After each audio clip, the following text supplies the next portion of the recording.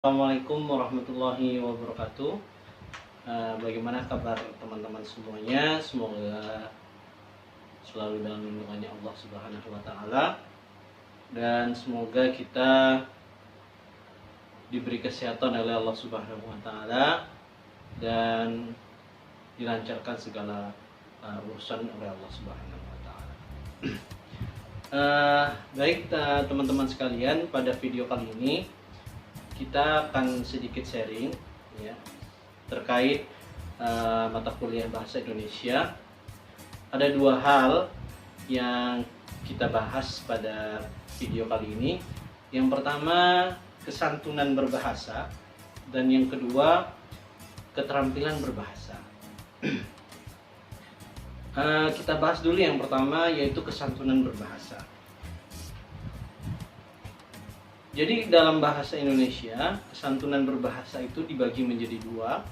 Yang pertama, kesantunan bahasa berdasarkan linguistik, dan kesantunan bahasa berdasarkan pragmatik. Yang pertama kita bahas terlebih dahulu kesantunan linguistik. Kesantunan linguistik adalah kesantunan yang dinilai dari segi bahasanya. Ada empat faktor penentu kesantunan di dalam linguistik. Yang pertama, panjang pendeknya sebuah tuturan. Ya, panjang pendeknya sebuah tuturan itu juga mempengaruhi kesantunan seseorang. Ya. Kita ambil contoh misalnya ketika kita ingin meminjam uang misalnya. Kita lihat perbedaannya ya, dari faktor panjang pendek sebuah tuturan. Tidak mungkin apabila kita misalnya ingin meminjam uang kepada teman atau kepada orang lain, tentu kita akan yang lebih baik tentu menggunakan tutur kata yang panjang ya. Misal mohon maaf ya, kalau tidak merepotkan, saya ada sedikit keperluan dan memerlukan dana yang segera. Apakah boleh saya meminjam uang pada kamu, atau apakah kamu bisa minjamkan uang kepada saya? Nah, ini panjang, tuturannya agak sedikit panjang. Ya. Beda dengan kalau tuturannya pendek. Misalnya pinjam uang dong. Nah, jadi bisa dilihat perbedaannya. Kalau tuturan kata itu panjang ya, dengan kita bandingkan dengan yang tuturan yang pendek, itu kan lebih terlihat jelas. Tuturan yang panjang lebih terlihat santun ya, lebih terlihat santun seperti itu ya. Kadang sudah tuturan panjang pun ya, belum tentu dipinjamkan uang seperti itu, apalagi kalau tuturannya pendek. Itu yang pertama. Yang pertama, panjang pendeknya sebuah tuturan. Kemudian yang kedua, faktor urutan. Faktor urutan di sini maksudnya jika kalimat perintah ya, itu kalau diletakkan di awal, maka terkesan kurang santun ya. Kalau kalimat perintah diletakkan di awal atau di depan, maka terkesan kurang santun. Misal, ayo segera, ayo berbaris, sebentar lagi upacara akan dimulai. Itu kalimat perintah kita taruh di depan. Berbeda dengan kalimat perintah kita taruh di akhir atau kita taruh di belakang. Misal, ya sebentar lagi kita akan melaksanakan upacara, maka harap segera untuk berbaris. Mungkin teman-teman bisa membedakan mana yang lebih santun dengan yang kurang santun seperti itu. Jadi faktor urutan itu juga sangat penting. Jadi kalau kalimat perintahnya kita taruh di akhir, itu lebih terdengar santun seperti itu. Misalnya dalam kasus misalnya di rumah ya biasanya ya, yang tinggal dengan orang tua, misalnya, ayo sudah malam, segera dimasukkan motornya. Berbeda dengan sudah malam, ayo masukkan motornya. Atau masukkan motornya, sudah malam. Ya. Masukkan motornya, sudah malam. Kita bandingkan dengan sudah malam, ayo segera masukkan motornya. Intinya sebenarnya sama, memerintahkan juga, tapi lebih terkesan santun apabila kalimat perintahnya kita taruh di belakang seperti itu. Itu faktor yang kedua, yaitu faktor urutan. Kemudian faktor yang ketiga, intonasi dan syarat-syarat kinesik. Ya. Syarat-syarat kinesik itu adalah mimik wajah kita atau bahasa tubuh kita. Ya. Tak mungkin kita minta tolong ke seseorang misalnya, tapi dengan sambil melengos misalnya. Melengos itu sambil buang muka seperti itu. Kira-kira santun tidak seperti itu. Ya, atau misalnya menyuruh, ya, tidak mungkin kan menyuruh tapi atau memerintahkan seseorang tapi sambil buang muka, ya, atau memohon tapi mukanya agak sedikit ngeselin misalnya seperti itu ya, atau minta tolong tapi maksa seperti itu ya. Jadi mimik wajah juga sangat penting seperti itu. Itu faktor yang ketiga. Yang keempat, ini juga sangat penting ya, dan mungkin akhir-akhir ini juga banyak ditinggalkan oleh orang-orang ya, seperti pemakaian ungkapan penanda kesantunan ini ya. Faktor yang keempat seperti tolong, ya, maaf, bolehkah, ya, permisi, atau terima kasih. Nah, ini hal-hal sepele yang sebenarnya sangat berpengaruh di kesantunan seseorang seperti itu ya. Tidak ada salahnya misalnya kalau lagi makan di rumah makan misalnya, kemudian di pesanan kita sudah datang ya, kemudian mas-masnya atau mbak-mbaknya menata semua pesanan kita di meja. Setelah selesai ya kita ucapkan sedikit terima kasih atau apalah ya, yang menunjukkan ungkapan-ungkapan atau penanda kesantunan seperti itu ya. Ini sebenarnya hal sepele tapi luar biasa pengaruhnya seperti itu. Itu tadi 4 faktor kesantunan linguistik ya. 4 faktor kesantunan linguistik ya yang sudah kita bicarakan tadi ya. Kemudian yang kedua ya, yang kedua dari pembahasan kesantunan berbahasa, yang kedua yaitu kesantunan bahasa berdasarkan pragmatik ya, berdasarkan pragmatik. Sebentar.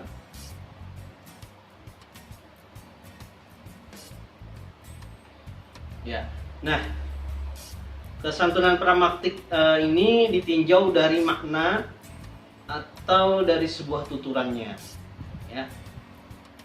Jadi kesantunan pragmatik ini kalimat perintah yang dituturkan melalui kalimat pernyataan atau pertanyaan, ya. Seperti itu. Jadi misalnya piring-piring ini kotor semua ya, ada tidak ya yang mau mencucikannya, seperti itu. Itu kan sebenarnya perintah, hanya saja dibungkus atau dikemas dengan santun ya, dengan baik seperti itu. Beda dengan misalnya ayo cuci piring, ini piring kotor semua misalnya seperti itu ya.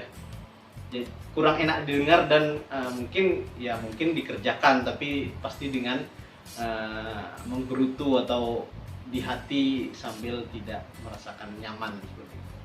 Berbeda dengan aduh, piring-piring ini kok kotor semua ya, apakah tidak ada yang mau mencucikan, misalnya seperti itu ya. Itu contoh dari kesantunan pragmatik ya. Jadi sebenarnya kesantunan pragmatik ini ada maksimnya ya, maksim.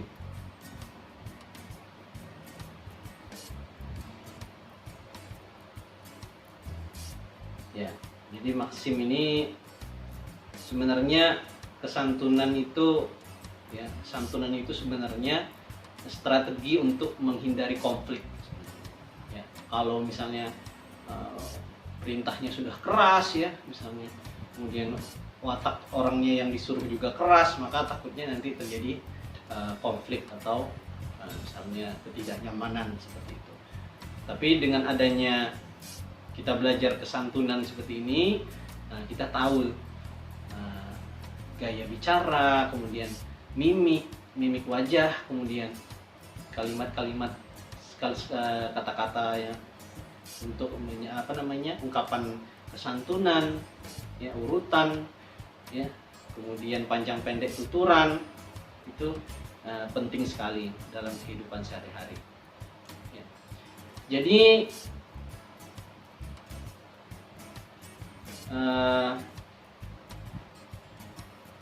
dalam kesantunan pragmatik ini ada maksimnya ya, ada maksimnya.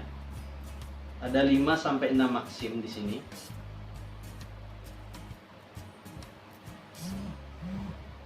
Ya.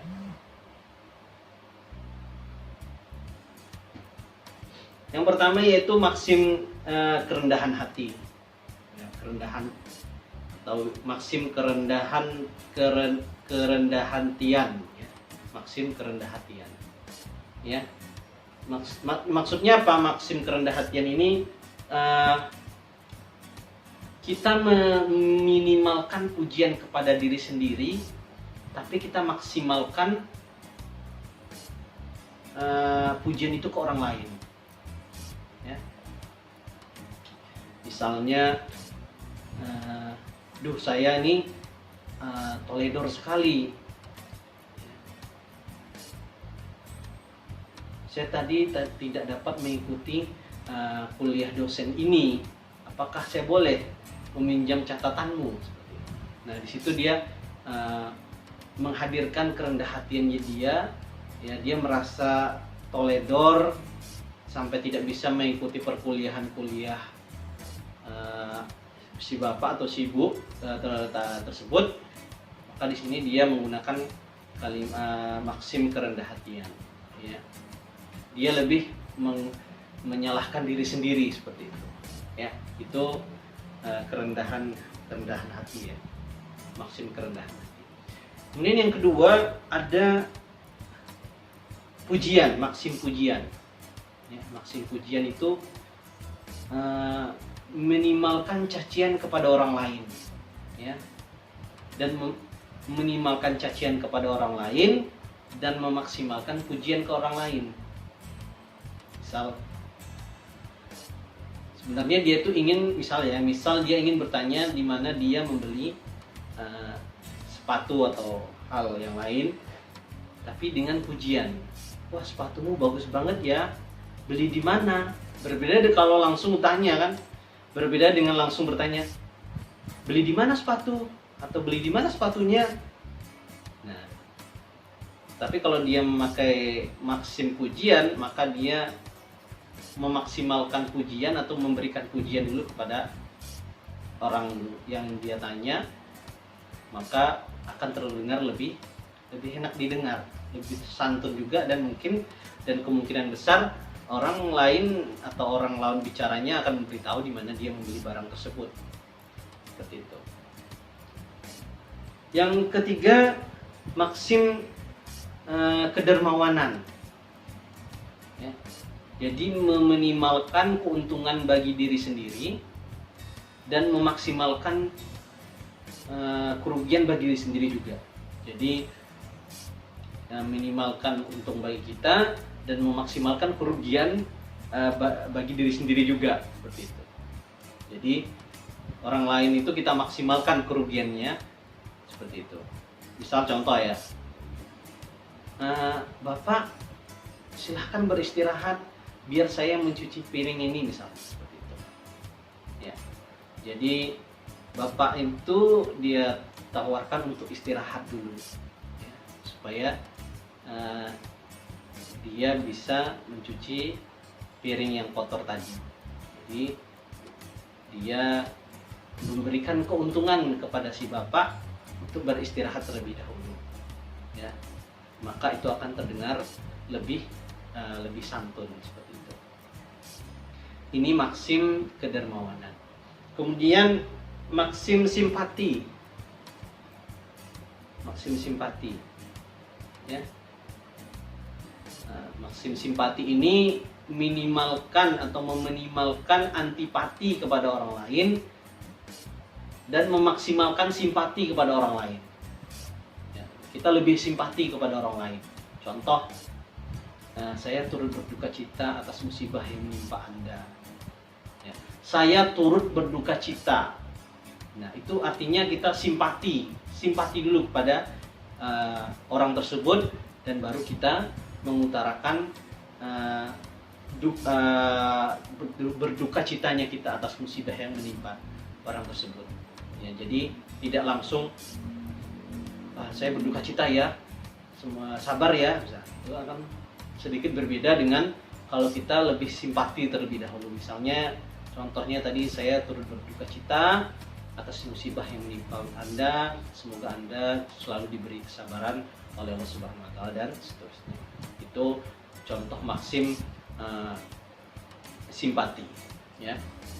Kemudian yang terakhir maksim kesepakatan ya, maksim kesepakatan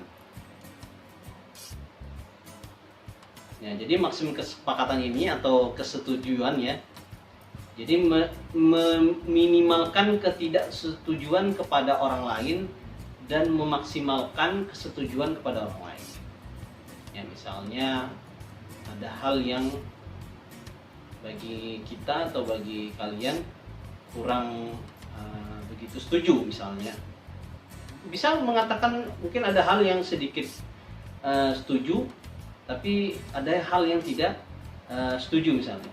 Jadi bisa menggunakan maksim ini, maksim kesepakatan. Jadi misalnya ya betul saya setuju, namun beda kalau kita langsung potong pembicaraannya atau seolah yang disampaikan oleh dia semuanya salah, seperti itu.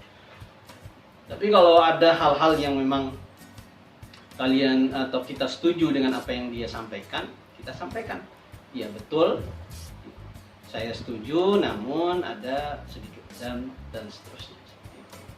Ini beberapa maksim dalam kesantunan pragmatik. Jadi ini ilmu yang sangat luar biasa bagi kita semua, terkait di zaman yang apalagi kadang bicara dengan yang lebih tua saja sudah tidak melihat lagi, maksudnya lawan bicaranya dia bicara dengan siapa ya. Ini sebenarnya ilmu yang sangat-sangat sederhana sebenarnya, hanya saja sudah banyak dilupakan oleh orang-orang pada zaman sekarang ini, seperti itu. Baik. Sharing kita yang kedua, tadi kita sudah membahas kesantunan berbahasa. Kali ini kita melanjutkan yang kedua, yaitu keterampilan berbahasa. Ya, keterampilan berbahasa. Bahasa merupakan alat komunikasi untuk menyampaikan sebuah gagasan, pesan, dan informasi. Adapun medianya bisa melalui tulisan ataupun tulisan, lisan, dan sebagainya. Bahasa juga memiliki peranan sentral ya, demi terciptanya masyarakat yang santun dan beradab. Ya. Orang bisa dikatakan santun atau tidaknya seseorang bisa dinilai dari bahasanya seperti itu, atau tutur katanya. Ya, kemudian intonasi, nada bicara, dan makna yang disampaikan. Nah, untuk pada pembahasan kali ini ada 4 aspek keterampilan berbahasa. Ya. Ada 4 aspek. Yang pertama yaitu menyimak, kemudian yang kedua berbicara, keterampilan berbicara, kemudian keterampilan menulis, dan keterampilan membaca. Ini 4 aspek keterampilan berbahasa, keterampilan dalam berbahasa seperti itu. Jadi yang pertama yaitu menyimak. Ya. Jadi menyimak ini berbeda dengan mendengarkan. Ya. Karena mendengarkan belum tentu menyimak dan sebaliknya. Jadi menyimak itu adalah salah satu jenis keterampilan berbahasa, ya. Dan menyimak tidak hanya sekedar kegiatan mendengarkan juga, tapi juga memahaminya. Ya, beda dengan mendengarkan. Kalau menyimak itu juga mendengarkan dan memahaminya. Jadi ada 2 jenis situasi dalam keterampilan menyimak ini. Yang pertama keterampilan interaktif, ya, secara interaktif. Ya. Dan yang kedua non interaktif. Ya. Apa yang dimaksud dengan menyimak secara interaktif? Yaitu terjadi dalam percakapan tatap muka atau melalui telepon, ya, video call atau sejenisnya. Dalam menyimak jenis ini, kita bisa bergantian melakukan aktivitas menyimak dan berbicara. Oleh karena itu, kita bisa memiliki kesempatan untuk bertanya guna memperoleh penjelasan, meminta lawan bicara mengulang pembicaraannya atau ucapannya jika terlalu cepat atau kurang bisa kita pahami misalnya, atau kita bisa meminta lawan bicara kita untuk berbicara agak lambat. Jadi ini yang dimaksud dengan menyimak secara interaktif seperti itu. Kemudian menyimak secara non interaktif. Ya, seperti kita mendengar radio, kemudian menonton TV, film, ya, khutbah, mendengarkan khutbah, ya. Kemudian menyimak dalam acara-acara seremonial. Kemudian di dalam menyimak non interaktif ini kita tidak dapat meminta penjelasan dari pembicara. Tidak bisa pembicara mengulangi apa yang diucapkan dan tidak bisa meminta pembicara diperlambat. Ya, tidak mungkin ketika orang khutbah Jumat kemudian kita instruksi, tolong diulangi tadi kurang jelas. Nah, tidak mungkin. Ya, ini namanya keterampilan menyimak secara non interaktif. Itu yang pertama, keterampilan menyimak. Kemudian yang kedua, keterampilan berbicara. Keterampilan berbicara. Jadi berbicara itu adalah salah satu jenis keterampilan berbahasa ragam lisan, ya, bersifat produktif. Sama seperti keterampilan menyimak tadi, dalam keterampilan berbicara ini ada jenis-jenisnya. Kalau tadi di keterampilan menyimak itu ada 2, interaktif dan non interaktif, maka di keterampilan membaca ini ada 3 jenis. Yang pertama interaktif, ya, berbicara, ya. Keterampilan berbicara ini ada 3 jenis. Jenis yang pertama interaktif, kemudian semi interaktif, dan yang ketiga non interaktif. Ya. Bagaimana jenis keterampilan berbicara yang interaktif? Misalnya kita melakukan tatap muka, ya, percakapan secara tatap muka atau berbicara melalui telepon, ya, yang memungkinkan adanya pergantian antara berbicara dan menyimak, dan juga memungkinkan kita meminta klarifikasi, pengulangan, atau kita dapat meminta lawan bicara memperlambat tempo bicara dari lawan bicara kita. Ini yang dimaksud dengan keterampilan berbicara jenis interaktif, ya. Kemudian yang kedua, yang semi interaktif. Dalam jenis ini seperti dalam keadaan berpidato di hadapan umum secara langsung, maka dalam situasi ini si tamu atau audiens tidak dapat melakukan interupsi terhadap pembicara, namun pembicara dapat melihat reaksi pendengar dari ekspresi wajah dan bahasa tubuh mereka. Jadi orang yang mendengar dalam kasus ini yang semi interaktif ini, ya, keterampilan berbicara semi interaktif. Jadi orang yang mendengarkan ya tidak bisa langsung memberikan tanggapan atau sanggahan misalnya, atau permintaan bahwasanya minta diulangi, tidak bisa. Tapi si pembicara bisa melihat reaksi dari si pendengar, dilihat dari mimik wajah, ya, orang yang mendengarkan, kemudian ekspresi atau bahasa tubuh mereka. Itu jenis keterampilan berbicara jenis semi interaktif. Kemudian yang ketiga, keterampilan berbicara jenis non reaktif. Nah, jadi kalau yang terakhir ini non reaktif itu kita betul-betul bersifat non interaktif, tidak ada interaktifnya, ya. Misalnya kita mendengarkan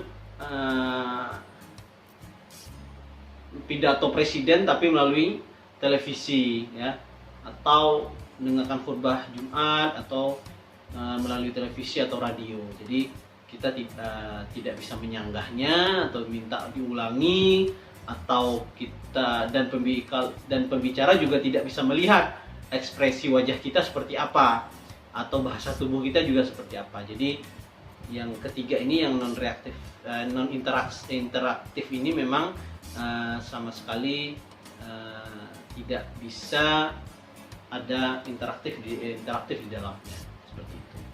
Itu keterampilan berbicara, itu yang nomor 2. Kemudian yang nomor 3,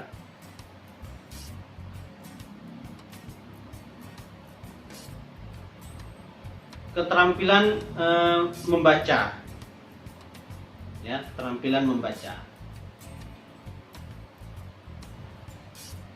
Jadi keterampilan membaca itu merupakan salah satu keterampilan berbahasa ragam tulis yang bersifat reseptif.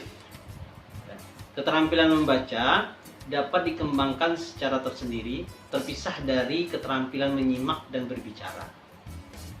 Pada masyarakat memiliki tradisi literasi yang telah berkembang, seringkali keterampilan membaca dikembangkan secara terintegrasi dengan keterampilan menyimak dan berbicara. Ya, jadi memang kadang kita temukan, ya, misalnya kita baru beli apa saja lah, misalnya elektronik, misalnya TV kah, atau mesin cuci, HP, kipas angin. Itu kan biasanya di dalam kotak, ya, pembelian itu sudah ada buku petunjuk, ya, buku petunjuk, ya. Tapi saya tidak tahu penyebabnya kenapa,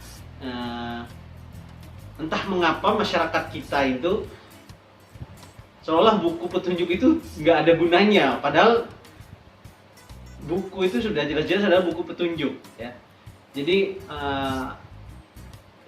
kita itu mungkin lebih senang langsung bertanya daripada membaca. Jadi memang kita kurang literasi, seperti itu. Ya, kita akui memang negara Indonesia kita ini tertinggal jauh dalam soal literasi ya. Literasi membaca itu sangat, nggak tahu, malas. Makanya kadang kalau di sosial media mohon baca caption ya. Kadang orang-orang kita tuh khususnya Indonesia itu dari judul langsung ke kolom komentar ya, padahal kadang judul ini kadang menjebak seperti itu. Jadi dari kolom komentar, dari judul langsung ke kolom komentar. Jadi captionnya, berisinya tidak dibaca seperti itu. Jadi sama tadi kasusnya, misalnya beli apa saja sudah ada buku petunjuk, tapi entah mengapa malas membaca seperti itu. Ya, mungkin itu ya ini adalah pekerjaan kita semua, ya, khususnya mahasiswa ya. Bagaimana kita bisa ya minimal di keluarga kita sendiri lah gemar membaca, atau ya minimal kita sendirilah suka membaca seperti itu. Baik, itu yang ketiga. Kemudian yang keempat, keterampilan menulis. Ini keterampilan yang terakhir di keterampilan berbahasa ya, 4 aspek. Aspek yang terakhir adalah keterampilan menulis. Jadi keterampilan menulis ini adalah keterampilan yang paling rumit di antara jenis-jenis keterampilan berbahasa lainnya.